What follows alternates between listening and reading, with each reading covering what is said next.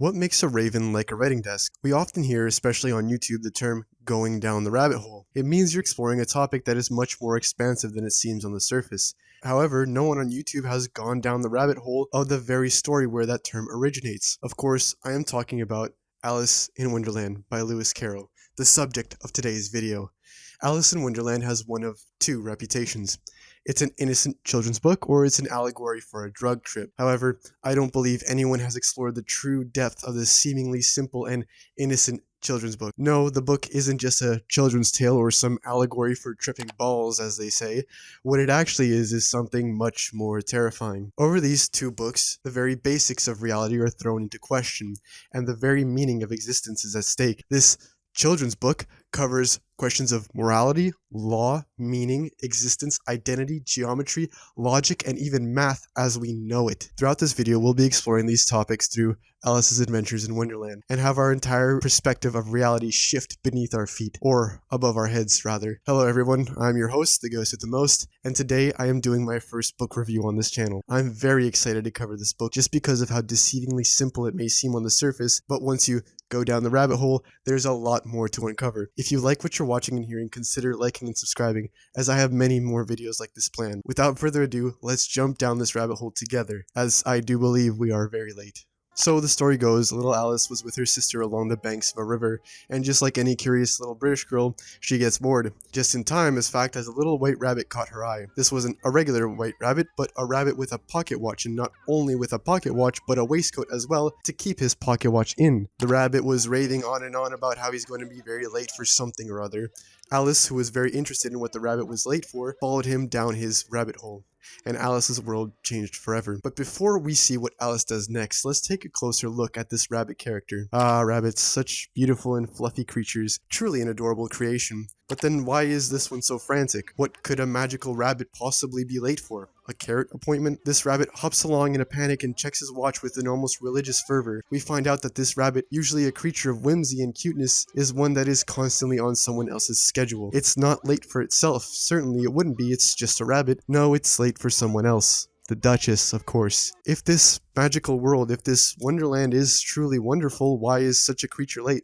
In fact, throughout the story, the rabbit is the only character that is affected by time in such a way. The rabbit is unique, as you'll see. In Wonderland, this rabbit is the only one that's so anxious by time, but why is that? And why is he the first character that we meet? This rabbit is a necessity for the story, as he represents the tyranny of linear time itself. If not for the rabbit, Alice would not be down this rabbit hole, and she would certainly not progress through Wonderland. Without this rabbit and his anxiety, Alice would stay in one place. Well, that place that Alice finds herself now at this point of the story is in a living room, with a table in the middle and a key on top of it. The room was clearly meant for the rabbit and his frantic and controlled little life. The white rabbit left through a door that's too small for Alice to fit in.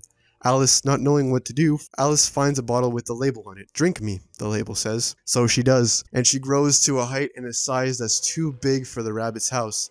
Her growing up has made the rabbit's house too small for her, and it has brought his entire house into disarray, having this giant little girl in the center of it. In fact, Alice gets so big that she has to stick one arm out through the window and keep one foot in the chimney. Alice was no longer a little girl. She was a big little girl. So big that the rabbit's house cannot contain her. Maybe it's the feeling that some of us can relate to a little too well. The feeling of expectations, familial or societal, crushing down on you. Or rather, keeping you claustrophobic and like there's no way out. It's a shame, really, for this white rabbit. He lived his entire life to be on time. Not for himself, but for someone who has put themselves above the white rabbit. Or maybe the white rabbit chooses to have someone over him. Regardless of whoever is under or over whomever else, one thing is for certain. This girl, Alice, has just thrown a wrench into all of his plans. Alice is so distraught by being trapped in this rabbit's house that she says to herself, "At least I can't grow up anymore in this place." Well, anyway, the story goes on. The rabbit, with the help of some other creatures in Wonderland, try to help Alice out of the house. She grows, then shrinks, then grows, then shrinks again. She cries a literal ocean of tears as the giant floods the house and the land with her tears, and then, being as small as an ant, she has to swim through her tears. She then participates in the caucus race. A race all the creatures do. They run in a circle, join, and leave whenever they please. There are no winners, no losers, and certainly no point to the race. At this point, Alice has no idea what's going on with anything anymore, so she goes looking for answers. That's where we meet a central character in this book, Alice. But wait, don't we already know Alice? She's a curious little British girl, right? We've been reading about her the whole time. But, dear reader, how can we know Alice if she doesn't even know herself? Is there an Alice to even know in the first place? She is forced to consider who she is for the first time when we meet the caterpillar, who asks her a very simple yet important question. Who are you? Who are you? When Alice is asked this very simple question by the caterpillar who sits on the mushroom and inhales shisha smoke, in that smoke, Alice is forced to do something that so many of us run away from in our lives. Consider just for one moment, who am I? An uncomfortable question for many because the answer is uncomfortable too. Alice considers for a moment and can't find an answer. She's changed so many times. Big to small, small to big, wet to dry, and dry to wet. Now let's take a look at this caterpillar. Of course, a caterpillar doesn't stay a caterpillar. It changes from a fat worm slithering on the ground to a beautiful butterfly with wings flying over the garden. Alice and the caterpillar come from two different worlds. In Alice's world, in Victorian England, your role and identity were set for life. What you are is what you stay as, and that is that. Victorian logic dictates that things are defined by their properties, their size, their weight, and their memory. Of course, that's not how things work in nature, and certainly not how they work in Wonderland. Alice was standing on a riverbank this morning, then she fell down a rabbit hole, changed sizes drastically, cried a literal ocean of tears, almost drowned in them, and now she's talking to a caterpillar that rips hookah like a Turkish sultan. That's a lot to go through, even if you are a curious little girl. No wonder she can't give the simple answer. She can't say that she's Alice because she doesn't even know it anymore. Alice tries to recite the famous children's poem, How Doth the Little Busy Bee, a poem about hard work. In Wonderland, this poem turns from a children's poem about hard work into a poem highlighting the indifference of the real world. Alice wasn't the same Alice that we met on that riverbank. She is now a blank slate. She changed too much too quickly, though the caterpillar is used to this kind of change. And what a change it is. Crawling on the ground to flying through the forest. The caterpillar knows change, and he knows it is good. He isn't scared of it. In fact, he welcomes it. To Alice, this is terrifying, but the caterpillar knows his identity is fluid and changing. The caterpillar gives Alice something to help her along the way. A piece from each side of the mushroom, one to make her grow and one to make her small, giving her the most important power of all, the power of change. Alice changes from a victim to having power over her destiny, a change that is as terrifying as it is great. With the power of change and her own fate in her hands, Alice goes further into the woods to explore this mad world, and she encounters possibly one of my favorite characters in all of fiction, the Cheshire Cat. The only character that is honest about what is going on in Wonderland, and the only one to admit that it is indeed mad. This Cheshire Cat, with his knowing smirk, sits upon the tree and looks down at our dear Alice. The cat is an anomaly in this world, as he knows he is in a storybook. Alice approaches this cat with a simple request, a request for direction. Alice asks, "Would you tell me, please, which way I ought to go from here?" The cat very wisely responds with, "That depends a great deal on where you want to get to." To this, Alice responds with, "I don't much care where." To which the cat responds with, "Then it doesn't matter which way you go. And you'll get somewhere if you only walk long enough." The cat provides Alice with directions to the Mad Hatter's house and the March Hare's house, and says that she can visit either, but gives her a warning. "They're both mad," he says. Alice replies to this, "I don't want to visit mad people." The cat, rightly so, informs her of the one truth of Wonderland. We're all mad here. This cat, the Cheshire Cat with its grin, represents an observer of the abyss. He sits in his tree, or wherever else he may be, and observes the world. He knows all the rules to all the games and lives in the chaos unaffected. In Wonderland, where not much makes sense and a rabbit can be late for a duchess, the cat sits and watches. The cat, in all of its wisdom and knowledge, understands that it's futile to participate in a game where there are no rules, or even worse, where the rules change every second. The cat is happy enough to watch and to grin at all the meaninglessness. After a short conversation, the cat disappears, leaving its signature grin. As the tail begins to fade, then the body, then the head, nothing is left but that eternal smile. This, of course, begs the question, does the grin exist because of the cat, or does the cat exist just to become a vessel for the grin? The author of this book, Lewis Carroll, was a mathematician, and in math, A property, the value of a number, can exist without the physical representation of said number. To make it simple, we all know the number 1 exists. But when you see one of one thing, you know it's just one of one thing. Does that make sense? So when I show you this book, it's one book. So when the grin doesn't disappear, when the cat does, just like the number 1 exists without the symbol, so too does a cat's grin stay. In our world, you need a face to smile, but in Wonderland, this isn't so. In Wonderland, the idea exists on its own. The cat just exists to be a vessel, like a ghost haunting the grin. The cat is a hacker in that way. His existence proves that in Wonderland, reality isn't stuff or a thing, but rather, reality is just concepts that we all agree on. Having met the only honest creature in the woods, Alice decides it's time for tea. She bids farewell to the cat and decides to head to the Mad Hatter's house to join a tea party. Upon arrival, she only sees 3 guests at this tea party: the Mad Hatter, a Dormouse, and the March Hare. She then finds out that this tea party is stuck in time. Literally, the Mad Hatter in all his wisdom has gotten in a quarrel with time itself, and it refuses to do anything the Mad Hatter asks anymore. Time is stuck at 6 p.m., the perfect time for a tea party.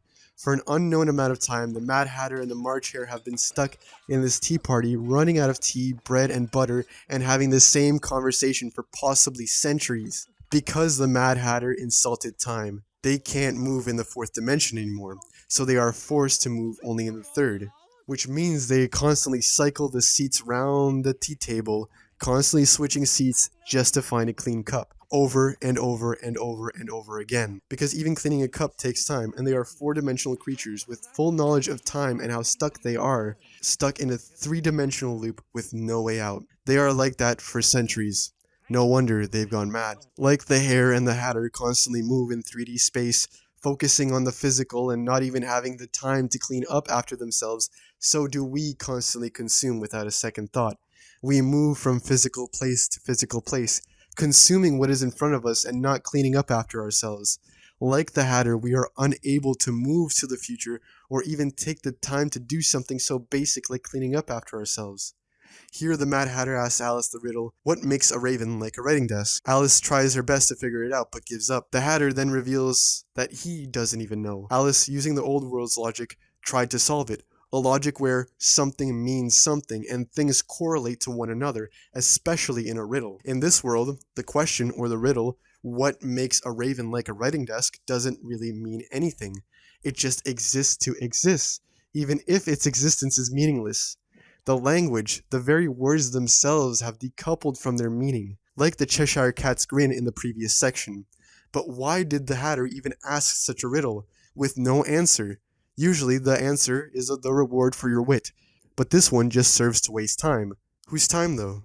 The Mad Hatter certainly doesn't have any. After this, the Dormouse tells Alice a story of 3 sisters who lived at the bottom of a treacle well. If you didn't know what a treacle well is, well, I didn't either. But apparently it's like a well with healing water in it, and apparently it's in Britain. Anyway, here's a picture. I didn't know what it was either before writing the script. Anyway, the sisters draw things from the well that start with the letter M.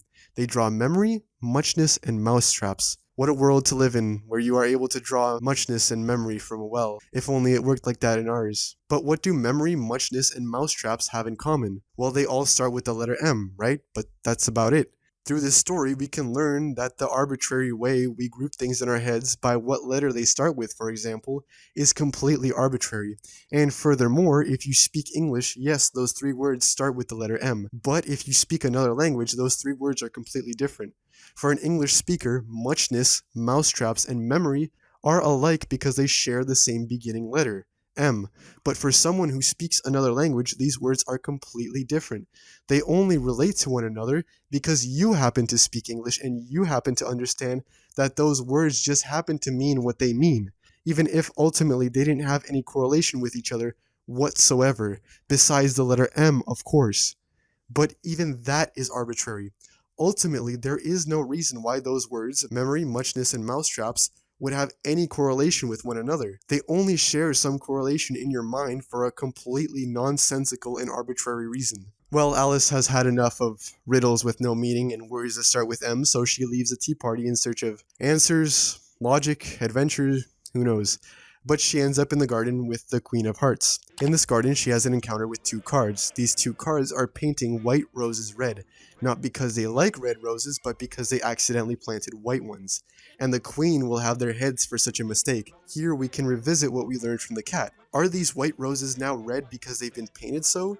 Or are they still deep inside and underneath that paint still white roses? These cards have been assigned a suit and number. That's the only way to distinguish them from one another. Besides that, they have no personality of their own. They live to serve the Queen, and that's it. These cards are just hands in a game they didn't even ask to play in the first place. Surely they wouldn't play this game, where you could get executed for planting the wrong type of rose. But why is it like this?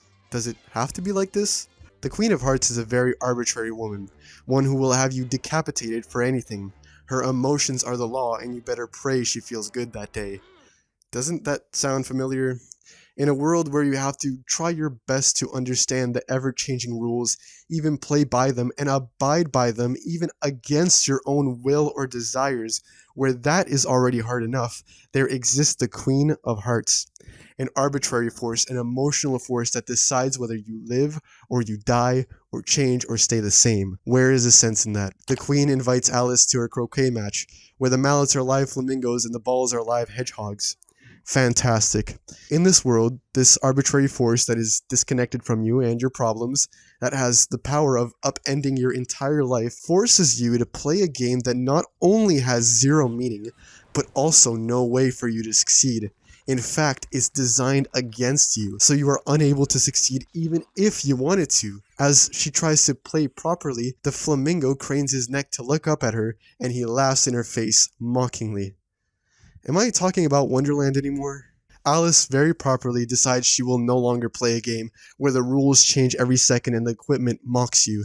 In the next part of the book, Alice finds herself in the stronghold of the law, a courtroom, with the Red Hearts Queen and her emotions as the judge, jury, and executioner. In this court, things work a little differently because in this court, you are sentenced first, and then the evidence is provided. You are guilty unless proven innocent. You might think that this Red Queen is just being a tyrant, but she isn't. She is rewriting the very idea of proof itself, and not only proof, but cause and effect. If the effect, which would be the punishment in this case, happens before the cause, which would be the crime, then logic fails. No, it doesn't just fail, it ceases to exist. Why would you even need a trial if the end is decided before the beginning? If things couldn't get any worse, Alice takes a look at the jury. The jury is filled with all manner of fantastical creatures, but it's not actually cute. It's very, very worrying. These creatures aren't there to weigh evidence. They can't even remember their own names.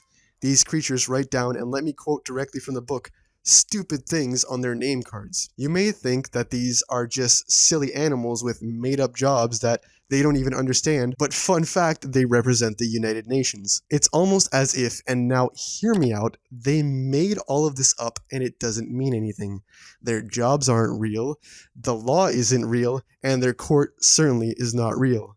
None of it makes sense, and to layer even less sense on this senseless cake, which how would that work anyway, whatever, the king starts to use a poem to try and prosecute one of his knaves.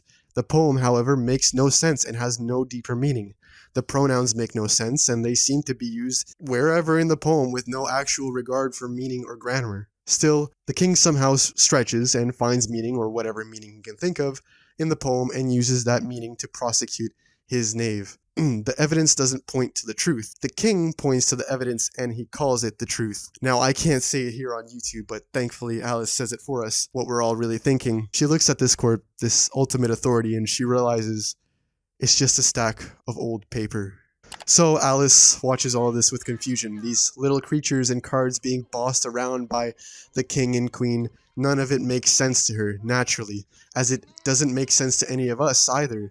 So she begins to grow again, and she becomes bigger than the entire court.